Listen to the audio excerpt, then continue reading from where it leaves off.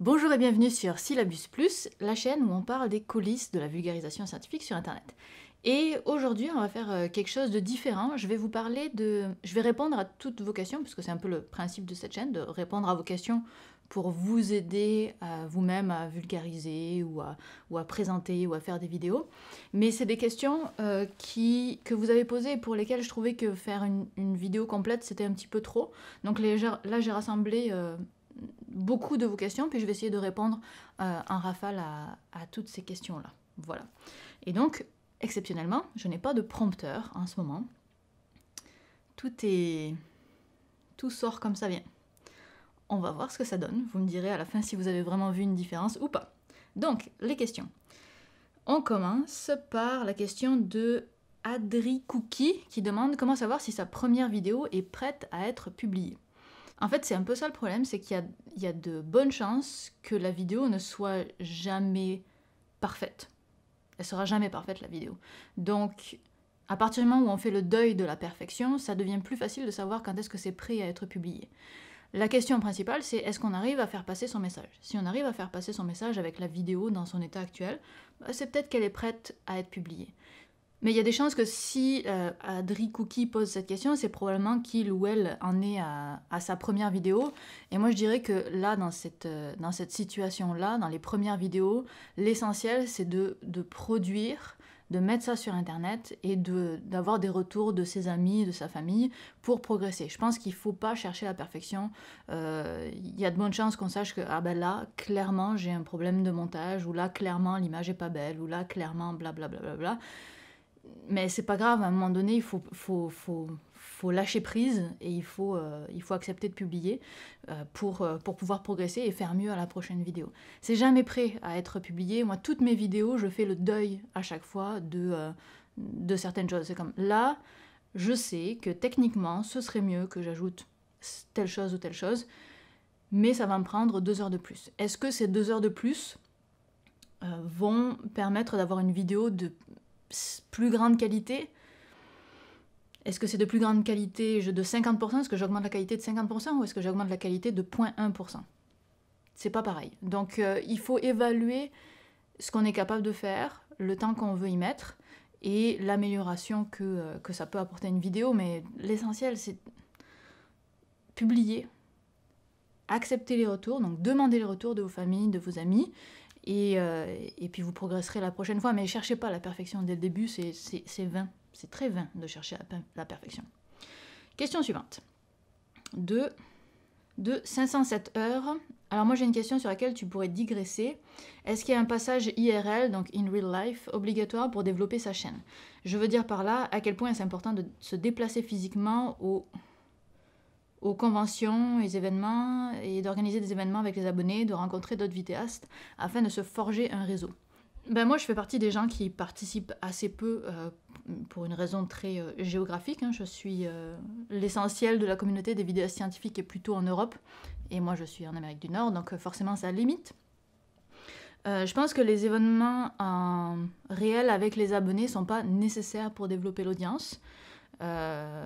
D'autant que souvent on n'est pas vraiment la même personne à la caméra dans la vraie vie. Souvent les vidéastes sont plus timides dans la vraie vie qu'on ne l'est à la caméra.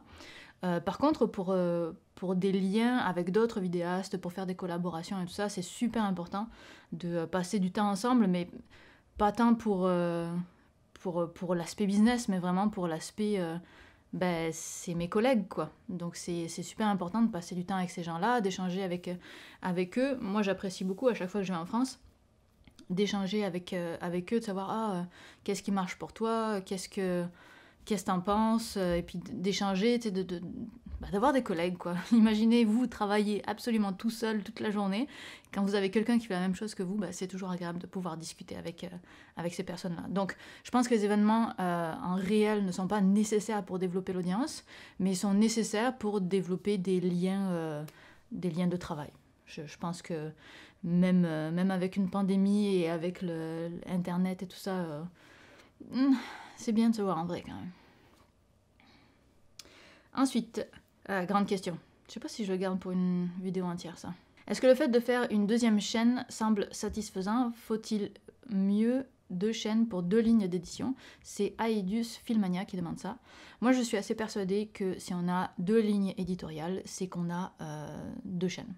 Parce que, en fait, le calcul, il est assez simple. Sur ma chaîne Syllabus, je fais des vidéos de vulgarisation scientifique.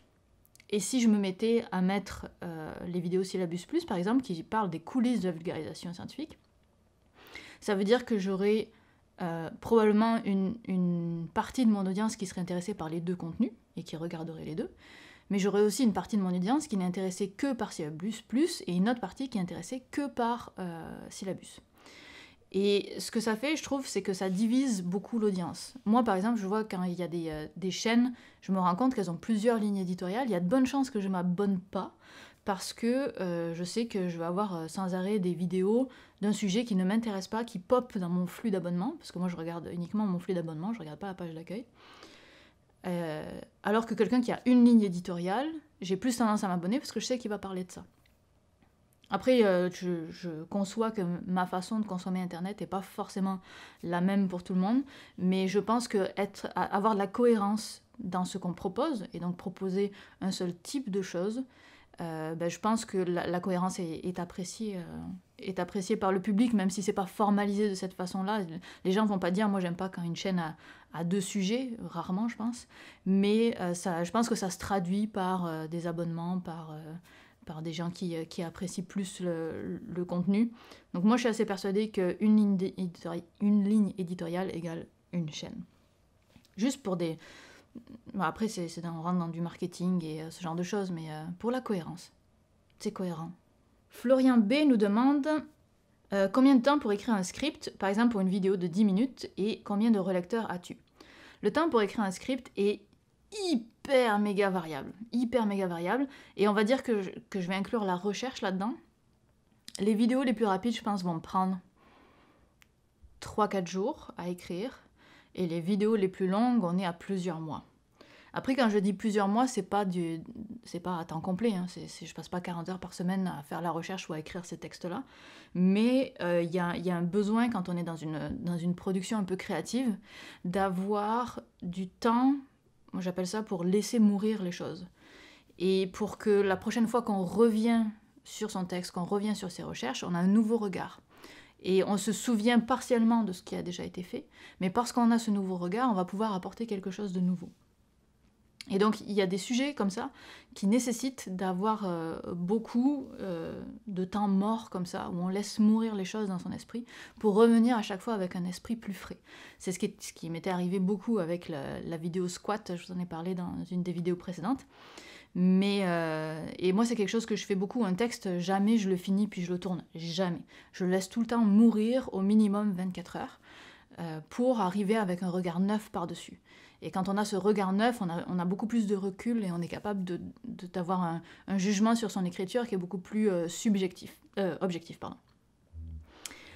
Donc combien de temps? C'est hyper variable, mais en dessous de 3-4 jours, ça arrive quasiment jamais. Parce que ça, il y a beaucoup de recherches dans mes vidéos en général.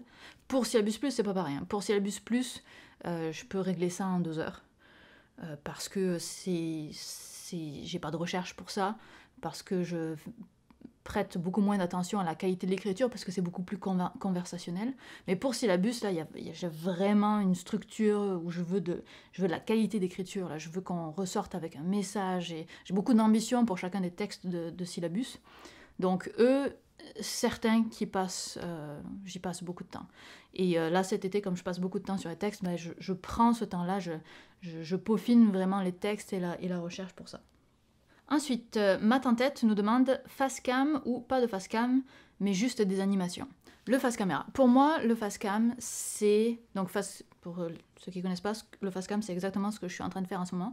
C'est-à-dire qu'on est face à la caméra. Face caméra. Et qu'on parle. Pour moi, le face-cam, c'est le plan du pauvre. C'est-à-dire que c'est un plan qui ne coûte pas cher. C'est une caméra, une personne, that's it. Un micro, des lumières, blabla. Mais c'est simple. C'est simple, c'est basique, comme dirait l'autre. Et l'avantage de ça, en fait, c'est que on peut compter sur la présence, sur le charisme de la personne, en espérant qu'elle en ait, pour arriver à délivrer le message. Tandis que si on enlève l'humain et qu'à la place, on est obligé de mettre quelque chose, donc soit on met des images stock qu'on a trouvées sur internet, mais c'est très fade, parce qu'il y a pas de... les images n'ont pas été pensées pour le contenu. Donc les images de stock, ça va bien de temps en temps, mais ça peut pas être le... Enfin, je veux dire, si c'est toute une vidéo, c'est que c'est un jeu, c'est que c'est un défi ou ce genre de choses. Mais a priori, on n'a pas des images stock pour toute une vidéo. Donc images de stock, c'est des images qu'on trouve sur internet, qu'on achète ou qu'on récupère d'un site et qu'on met sur sa vidéo. Si on met des animations, si on va tourner une expérience, si on va grosso modo faire autre chose qu'être en face caméra, c'est des formats beaucoup plus chers à produire. Parce que faire de l'animation, c'est beaucoup plus long que moi de vous dire une phrase. Aller faire une expérience, c'est beaucoup de logistique, c'est beaucoup plus d'organisation, blablabla, c'est plus dur à filmer, etc. Donc, quand on sort du face caméra, en fait, ce sont des formats qui, en général, requièrent d'avoir plus de temps, plus d'argent ou plus de compétences, au moins un des trois. Tandis que le face caméra, la seule compétence dont on a besoin, c'est savoir parler à une caméra, qui est une compétence qui s'acquiert assez bien, je pense, et probablement la plus accessible. Et donc c'est le format du pauvre, on peut faire ça dans sa chambre. Des expériences, on ne peut pas toujours faire ça dans sa chambre. Aller rencontrer des chercheurs, il faut avoir les contacts. Donc il y a beaucoup d'obstacles, tandis que le face caméra, il n'y a aucun obstacle, on y va, on tourne.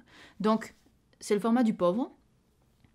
Mais c'est un format qui a vraiment son intérêt parce qu'on est beaucoup plus dans une relation d'humain à humain. Moi, en ce moment-là, je vous parle comme si vous étiez en face de moi, mais je suis en train de parler à un objet inanimé, évidemment. Mais il y a quand même je pense qu'on peut créer quand même cette relation-là. Donc, le face caméra, certes, c'est un format simple, mais c'est un format qui permet d'amener de la présence humaine. Et l'humain aime l'humain. Donc je pense que le face caméra, c'est pour ça qu'il est très prisé sur YouTube, et c'est pour ça qu'on dit aussi que le plus grand intérêt de YouTube, c'est l'authenticité qu'on peut avoir. C'est parce qu'en parlant d'humain à humain, on est dans une authenticité qu'on n'a pas si on est avec une animation en dessin et tout ça, du moins qu'on a plus difficilement avec un dessin, une expérience, etc. Donc voilà, donc c'est le format du pauvre, mais je pense qu'il a un bon intérêt quand même, surtout dans les formats type YouTube. Ah ben on se retrouve avec une question assez similaire. Pierre Marnec demande, tu penses qu'il est préférable de faire des vidéos en face caméra ou en voix off animation? Il dit, j'ai commencé une chaîne YouTube de vulgarisation en informatique en début d'année en voix off, car je veux au moins pour l'instant garder une certaine anonymité. Il y a certaines chaînes en animation qui marchent vraiment bien, mais j'ai l'impression qu'il faut une qualité technique de ouf, et surtout ça prend beaucoup de temps. Alors bah oui, c'est un petit peu pour ça que le face caméra est privilégié partout, c'est parce que c'est ce qui prend le moins de temps, comme on le disait tout à l'heure. Donc je pas grand chose à rajouter, j'ai déjà répondu. Sur l'aspect d'anonymité, je le comprends tout à fait. J'avais cette idée-là aussi au tout début, mais je pense que mes 3-4 premières vidéos sont anonymes. Si la seule raison de l'anonymité, c'est juste parce que, par pudeur, ou ce qui était mon cas, ou je ne sais trop quoi, s'il n'y a pas une raison du genre je travaille pour une compagnie qui n'a pas le droit de savoir que je suis sur Internet, s'il n'y a pas ce genre de problématique-là, je dirais de penser à reconsidérer cette anonymité, parce que, comme je le disais, l'important du face caméra, c'est l'aspect humain. Et on communique les choses beaucoup plus facilement quand on est d'humain à humain. Et c'est pour ça, moi, que je suis passée de la voix off à la face caméra. Parce qu'il y a une meilleure communication avec le public. Pas tant parce que j'ai envie qu'on voit ma face, je m'en fous. Mais pour cette communication-là. Ok, cette vidéo commence à être trop longue, donc on va les découper en 2 parties. Je vous fais la deuxième partie donc des questions la semaine prochaine. À la prochaine. Bye. Alors au final, sans prompteur, ça passe quand même? Vous voyez la différence?